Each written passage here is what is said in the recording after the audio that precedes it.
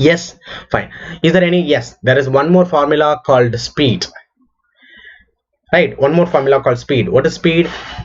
Final velocity whole square minus actual velocity, initial velocity whole square, the whole divided by 2 times the acceleration. So to find the speed function, what we can do actually, what's the formula for speed? Formula for speed is v square. It's going to be v square minus u square whole divided by 2a, where v is the final velocity, u is the initial velocity, a is acceleration. How we are going to, what is the input that you require? We require v, u and a. So v hyphen comma u hyphen comma a.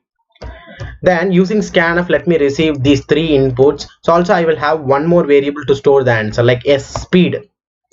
Okay, so 3 values I need to receive. 3 are integer values, so percentage d, percentage d, percentage d. See, it is up to you. You can either take float if you want. If the scenario is like you want the answer in float, you want the exact decimal unit, then you can go with the respective data type you want. At this I'm showing you the demo for writing an expression. Okay, so these format, why it is printing like this when you are printing a float, why this ind hash is coming, these things and all I will just explain you in the upcoming sessions. Okay, we will go especially we will have a special section for how to receive input, what are the different ways of getting input, what's a different way of writing printing output, the formatting options. So those things we will see in a separate video. Okay, so now I have to receive the values, so comma ampersand to v followed by ampersand u ampersand a. After receiving the 3 input that we wanted,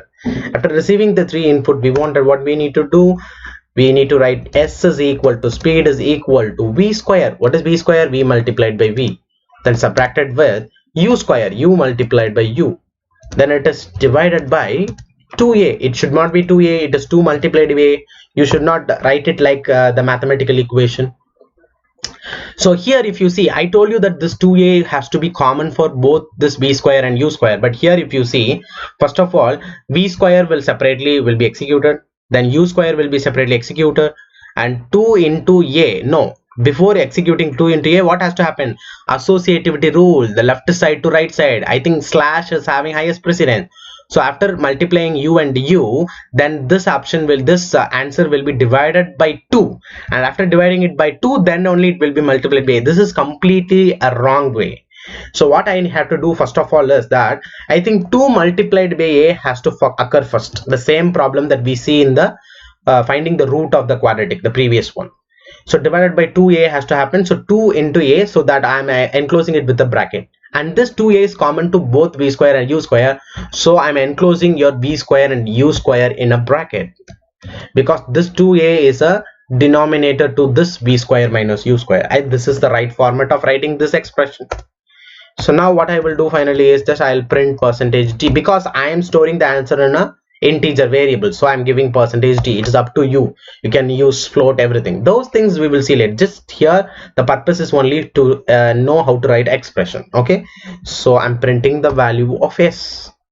So now we will just come for the compilation. So it's waiting for input. Just let us give something 4, 5 and again 3. So it's giving me minus 1. So we will give a bigger value for v and the smaller value for u, because you're subtracting, right?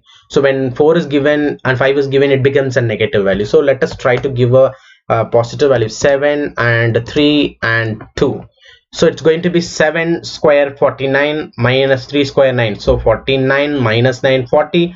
40 divided by 2 multiplied by 2 4. So 40 divided by 4 is going to be 10. Exactly, we got the right answer. Yes, so while you're writing an expression, you have to be very careful. You cannot write a mathematical equation directly. You have to follow the precedence, as well as you need to follow the left to right associativity also. So you have to write expression accordingly. I think hope it is enough that we have written how to write area of triangle, perimeter of rectangle, sum of n terms, nth term in arithmetic progression, root of quadratic equation, and speed also. Yes, so I think this is enough. You get a very nice solid knowledge of how to write expressions. Yes, fine. So now we will next enter into a concept called compound assignment. Compound assignment operator. Compound assignment operator.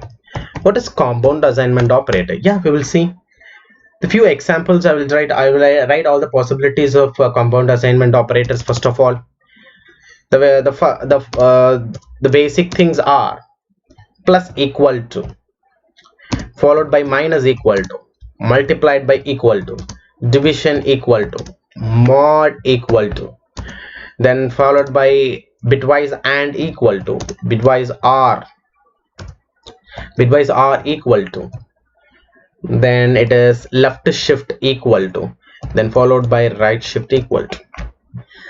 What's a new thing here? Always, if you see in an expression, I'll show you here.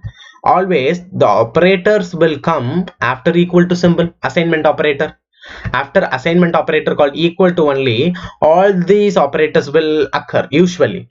But here, if you see this operator here, equal to is coming second, assignment is coming second, and the arithmetic operators and bitwise operators are coming before assignment operator.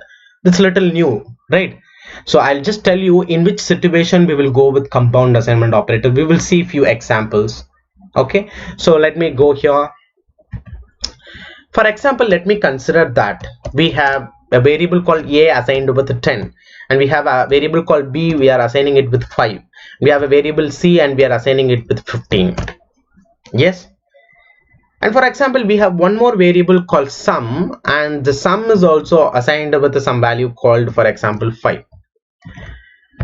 And what you need to do is actually you need to take a, okay, you need to take a and you need to add it with sum, and again you have to store it in sum itself. For example, you have to take sum, you have to add a. What will be the answer? A is 10 and sum is 5. Adding both these things, you will get 15, and that 15 has to be stored here in sum itself. That 15 has to be stored here in the sum itself. Back. When such kind of expression is given, then there comes a compound assignment operator. When compound assignment operator can be used in an expression when both on the left side as well as the right side a same variable is occurring, then I can go with the compound assignment. This can be also rewritten as how we can write it using a compound assignment operator is whichever variable is occurring on both the left side and right side of the equation, you take that variable first of all and write plus equal to. What you want to do, you want to add, right? On the right side you have to add with the existing sum value, you need to add. That is why I'm writing plus equal to, then a. Both are same.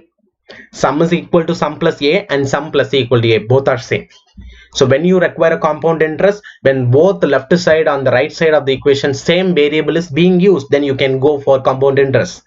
This plus, multiplication, division depends on the original equation. Suppose if this is not plus, if this is a multiplication, then here you have to go with multiplied by equal to. If this is division, then you have to go with the slash equal to. Okay, this is how it goes. So let me first of all see plus, and here I see sum plus equal to a. And the next step, what I will do, just I'll give a semicolon to point out the end of the statement. Next I will just print the value of sum, percentage d comma sum. Yes. So if you see the print function here, print function, what it has to print actually, if sum and a is added, then it becomes 15, and the 15 is again stored in sum. So now the sum value will be 15. So what I will do is I will just compile it and I'll just again execute it. It's printing 15. Yes, the same answer. Whatever sum is equal to sum plus a could have printed, the same sum plus equal to a is also printing. Now you can ask me, what is the need for this? What is the need for compound interest? Sorry, not compound interest, about the compound assignment operator. The need for compound assignment operator is it makes the code little simple.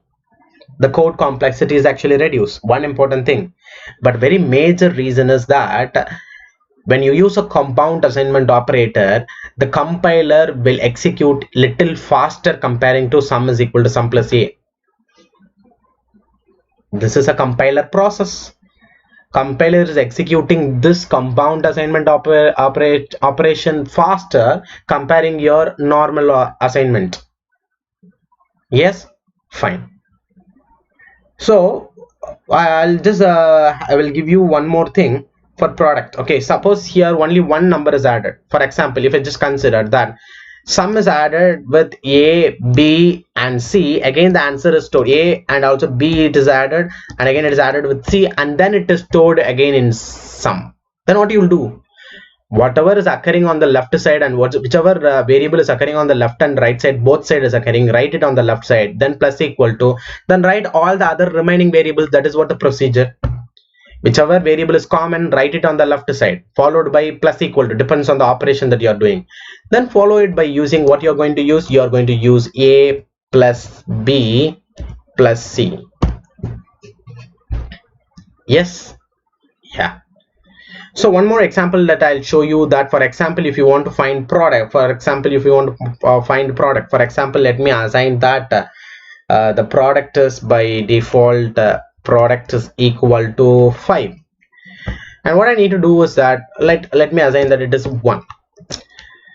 So what I have to do is I have to take the product value, and I have to multiply it with ABC. I have to multiply A and I have to multiply it by B and I have to multiply it by C. And this sentence, what is the procedure I told you? Whichever variable is occurring on the left and right side, that you write on the left side of the equation, followed by the corresponding operation that we are doing. I think we are multiplying it with the existing product value. So here it should not be plus equal to, it should be multiplied by equal to. Then what are all the remaining variables? With the same expression you have to repeat. So this has to be A multiplied by B, then followed by B multiplied by C. And finally I have to print product value. What will be the answer of this? Existing product value is 1, so 1 multiplied by 10, 10 multiplied by 5, 15, 50 multiplied by 15 will be the answer. So we will just go ahead and compile it again. Yeah, 750.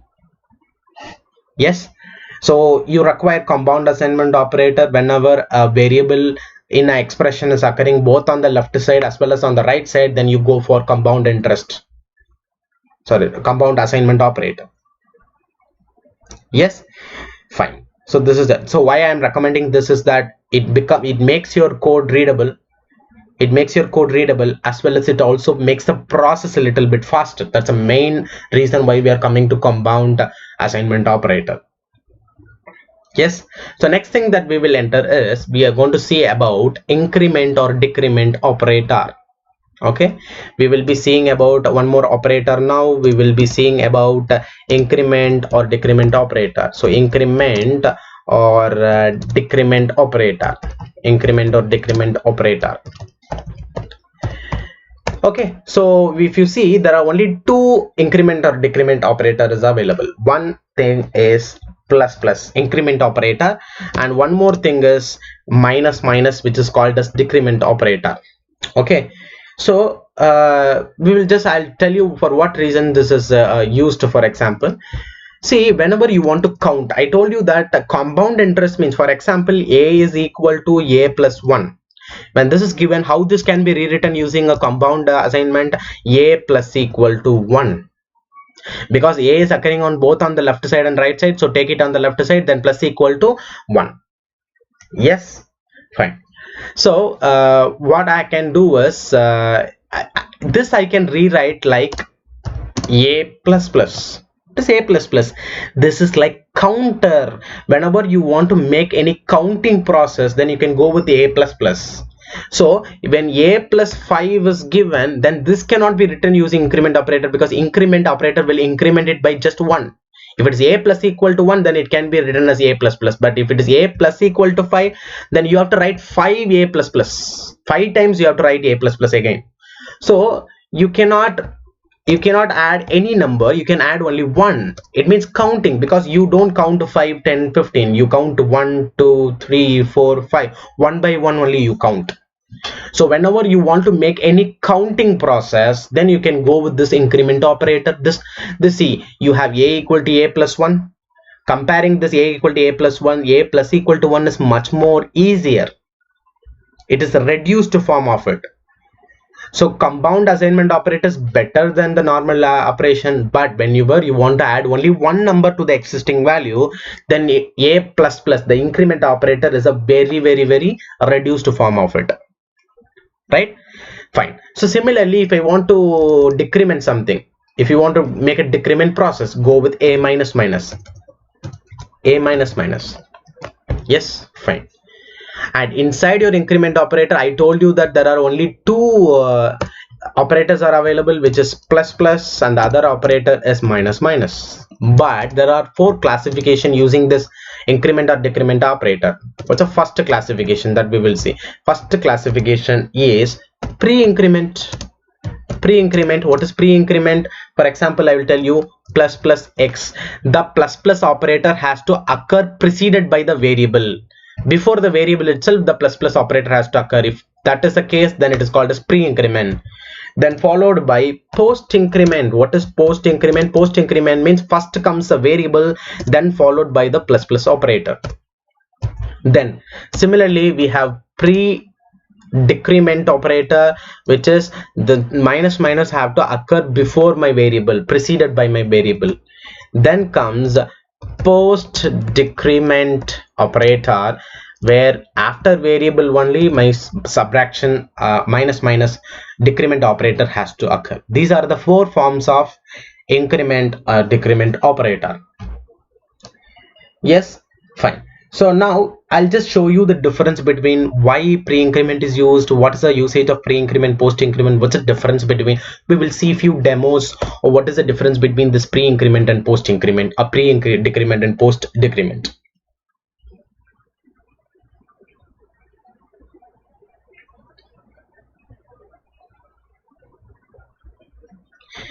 See, I will take a variable called x, and in x what I will do is I will just store some value called 5. And what I will do is that in the next line I will do x plus plus, and then what I will do is I will do a printf statement by printing the value of x. So printf percentage d comma x. So let me now execute this program and check comma. I just missed a comma. So if just compile and execute this statement, we'll just check what it is going to have, what is going to print. Okay, so I'll just compile it, and then I will just, yes, 6. Yeah, as we told that the value will be incremented by 1. Yes, it was initially initialized as 5, and after incrementing it, it becomes 6, and it is printing 6, usual. Now let me change this into plus plus x. I think x plus plus was post increment, and now this is pre increment. Let us check whether there is any difference. Okay, we will again compile it, and then we will again go for x. Again it is 6. No difference between x plus plus and plus plus x, is it? No. If you are using your increment, post increment and pre increment in this way, then this is not going to show you any difference. Okay, when plus plus x and x plus plus is executed in an independent line, then it is not going to make any change. Both are going to do the same. But let me show you one more demo, then we will see the difference between post increment and pre increment. Okay, I'll introduce a new variable called y. I will introduce a new variable called y, and now I will tell you y is equal to x plus plus, and now I will print the value of y, and now we will check what it is going to. I'll just compile it and I'll go for the execution. It is printing. See, x plus plus means incremented. It has to be incremented. But what has happening is, coming to the post increment, first of all, here 2 operators are there. One is assignment operator, the other one is increment operator. So when it is post increment operator, the highest precedence is given to, first of all, assignment operator. So this assignment will happen first, then only incrementation will happen. So first of all, the value of x will be assigned to y. So 5 will be assigned to y. Then only your plus plus operator will work, and the 5 will be changed to 6. So if you just print x and see, x will be changed to 6, but y is not 6, y is just 5. Because coming to post increment, all the other operators are given first precedence, and plus plus this operator will execute. This is having the least precedence. So I will again just compile it. So if you just see here, the value of y is 5 but the value of x is 6. This is what I'm trying to say. But now what we will say is we will change this x plus plus into plus plus x. So post increment is changed to pre increment. When it is changed to pre increment, suddenly the precedence of plus plus grows. So first of all, what will have, the plus plus will be having the highest precedence, so plus plus will occur first. So first of all, plus plus will occur, then only assignment operator will work. So what is plus plus x? It becomes 6. The value of x becomes 6, then only it will be assigned to y. So y will be assigned with the 6 and the x is also changed to 6. Okay, so again we will just compile it, will go yes, both are 6. This is what the exact difference between the pre-increment and the post-increment. When post-increment is given, then the increment post-increment is considered as a least precedence, and pre-increment is given with the highest precedence. First of all, this pre-increment will happen, then only assignment will happen. Yes. So now what we will do is we will just go for one more example, and we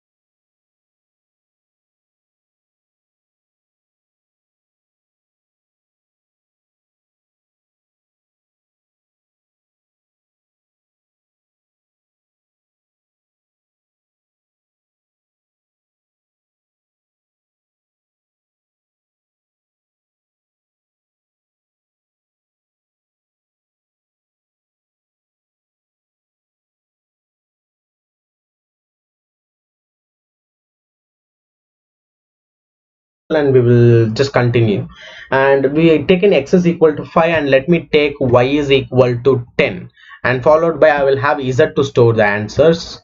We'll make a calculation here. Z is equal to x plus plus multiplied by y. X plus plus multiplied by y. So what I told you, when plus plus operator post increment is used, it will have least precedence. So this will happen at last. Before this, what will happen? Multiplication and equal to will happen, then only plus plus will happen. Okay, so now what I will do is multiply both these things, and what I do is I print the answer of x, and I print the answer of y, and as well as I will print the answer of z also. So let me give three format specifier: percentage d, percentage d, percentage d. And what has to happen, as I told, well, first multiplication. So 5 multiplied by y is 50. 50 is assigned to z, and your x is changed now to 6, and y remains the same, which is 10.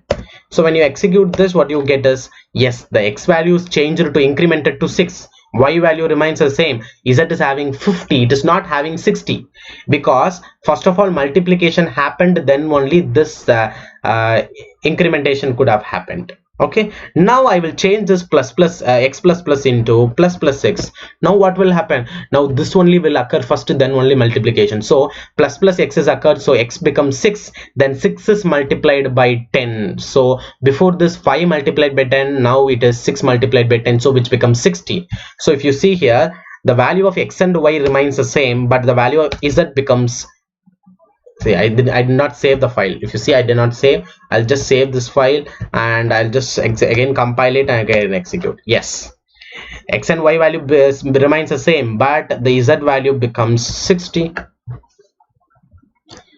Yes, fine. So this is what the main difference of pre-increment, post-increment. This is what applicable for decrement also. So when it is post-increment, it will not happen first. All the other operation will happen, then only your post-increment will happen. When it is pre-increment, it will be initiated first and it will be happening first, then only followed by the all the other operations will be happening. So this is what you need to know about increment or decrement operator. Yes, fine. So after this, I think now so far what we have seen is we started with expression, writing expression. We finished that and then we entered into compound assignment operator. We saw a few things about compound assignment operator. Now we have finished increment or decrement operator also, and now we will enter into some concept called overflow. It's a theoretical concept. We will see this because this is a very important concept here. So we'll see this concept which is called as overflow. What is overflow? Yes, we'll see what is overflow here in C programming. For example, let me consider that I will take a character variable called x and I will store 127 in it. No wonder, because I told you that there is nothing called as character, there is only integer numbers are there. So when you store a character is also fine, and the corresponding ASCII code if you store also, both are going to do the same thing. Because I told yesterday, I gave you a demo of when I store even a also. If I store a also, I showed you in the compiler, in the background it is stored as a number, not as a character. So similarly, I am just going to store 127 number. Okay, fine. And you know very well that character will range between -128 to 127. Yes, is it right? And you can say that plus 127 is the highest value. More than this you will not be able to store. Am I right or wrong? Yes. So now what I am going to do is that I'm going to try to increment your x by 1. What will happen? Your x has to become 128, but character is having only 1 byte. That also it is between -128 to 127. So 128 cannot be stored. So what will happen? Overflow will happen. What overflow will do? Incrementing your x by 1 will lead to overflow. If overflow happens, what will happen? Your 127 will not go to 128. It will again go back to -128. It's like cyclic. From -128 to 127. Again, if 127 plus 1, then again you go back to -128. If you subtract from -128, then again it comes back to 127. This is a cyclic pattern. So after incrementing my x, what will happen? If I just let me print not %c, I will this %d, because I want to know the integer format of the variable. So %d comma x, also x I will print. And now I'll just compile it and I'll just print it. Yes, it is assigned with 127. If I increment it, what is happening? It is printing -128. Okay, shall we do one more incrementation here? Yes, x plus plus again. So 2 incrementation I'm doing. So let me compile it. Let me do -127. So it's very clearly seen that it is going in a cyclic pattern. This is not only applicable character, it is applicable for any data type, integer, everything. When the highest limit is something and you're trying to store more than that, then the overflow will happen and you will again come back to the negative side. And we are trying to decrement from the negative side, then you will automatically reach the highest end, positive side. So it's completely cyclic.